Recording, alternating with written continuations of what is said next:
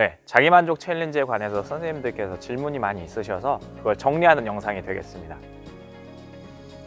네, 괜찮습니다. 이제 선생님들이 직접 수업하시도록 좀 학교에서 권유하시는 경우도 있고, 또 선생님에 따라서 학생들과 직접 수업하고 싶어 하시는 선생님들도 계시기 때문에 자기만족 챌린지 수업의 아이디어를 활용하셔서 직접 수업을 촬영하고 그렇게 진행하셔도 괜찮습니다. 초등의 경우는 또 난이도가 높을 수 있기 때문에 적절하게 난이도를 변형해서 수업에 활용하시면 되겠습니다. 추가적으로 수업을 어떻게 구성하면 좋을지 제안을 드리자면, 아무래도 직접 촬영하신 선생님들께서는 느끼셨겠지만 촬영하고 편집하는 과정이 굉장히 많은 시간이 필요하셨을 겁니다. 그래서 조금 효과적으로 수업을 만들면서 선생님들이 직접 출연하실 수 있는 그런 방법이 없을까 저도 잠깐 고민을 해봤는데, 저 같은 경우는 한 차시에 2개의 영상을 수강하도록 그렇게 수업을 구성할 것 같습니다. 그래서 첫 번째는 제가 촬영한 챌린지 영상을 활용하면서 학생들이 그 챌린지를 이해하고, 두 번째 영상 같은 경우는 선생님들이 직접 그 챌린지를 도전해보고 연습하고 수행하는 과정과 동시에 어떻게 했더니 이 챌린지를 빨리 성공하더라, 그리고 선생님이 챌린지를 연습하다 보니까 자주 발생하는 실수가 무엇인지 이런 것들을 설명하는 영상을 같이 이렇게 배열해 주시면 좋을 것 같습니다. 이럴 경우에는 선생님들이 직접 챌린지를 설명하는 영상을 제작하는 데 필요한 그 시간을 좀 절약할 수 있을 것 같고요.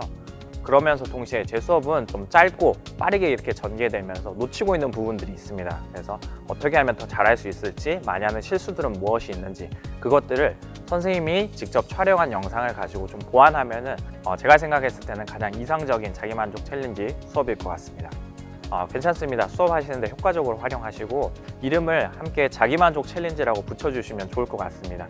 이 자만 챌린지를 활용해서 수업하는 학생들이 한 8,000에서 10,000명가량 되는데요. 많은 학생들이 이 챌린지를 함께 참여하고 있다는 그런 소속감이나 아니면 관심을 계속해서 저희가 함께 향상시킬 수 있을 것 같습니다. 그리고 작게나마 인더스쿨 출처도 함께 안내해 주시면 감사하겠습니다. 네, 저 역시 이제 자기만족 챌린지 평가를 준비하고 있습니다. 장기간 온라인 체육 수업이 지속될 수도 있고, 그럴 경우에는 오프라인 평가를 위한 이제 시간이 나중에 부족해질 수 있기 때문에 저희가 여기에 대한 대비가 필요할 것 같습니다. 제가 활용할 방식을 예를 들어드리면, 만약 20개의 챌린지를 수업을 했을 경우에는 수업 일정에 맞게 모두 성공했을 경우에는 20점을 부여한다라고 가정을 해보겠습니다. 그러면 챌린지에 참여했지만 실패했을 경우나 아니면 수업 일정과 맞지 않게 챌린지를 했을 때는 한 챌린지당 1점씩 감점을 하게 됩니다.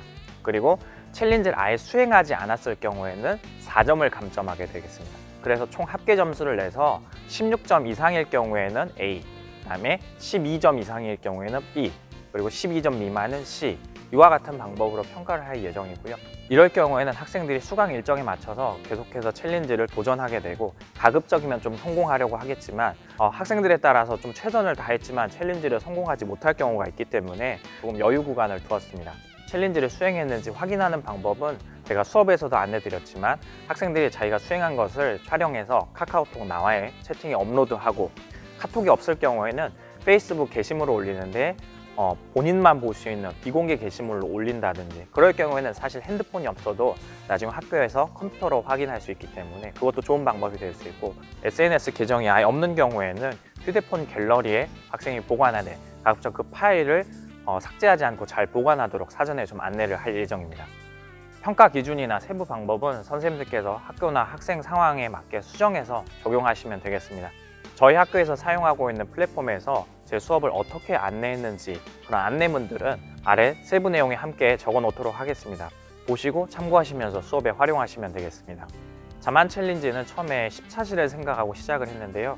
계속해서 이제 준비는 하고 있는 상황이지만 가장 어려운 부분이 사실 수업 컨텐츠를 구성하는 부분인데, 아이디어를 만드는데 보통 한 이틀에서 3일 정도 고민하고 또 연습도 해보고 제작을 하고 있는데, 아무래도 장소나 도구 또 난이도 이런 것들을 고려해야 되는 제한사항이 많다 보니까 오랜 시간 수업을 만들었는데 결국에는 다 갈아엎어야 되는 경우도 자주 있었습니다. 그래서 선생님들의 아이디어가 함께 필요한 상황이니 좋은 수업 아이디어가 생각나시면 댓글이나 아니면 제 메일로 보내주시면 더 좋은 수업을 만드는 데 활용할 수 있도록 하겠습니다.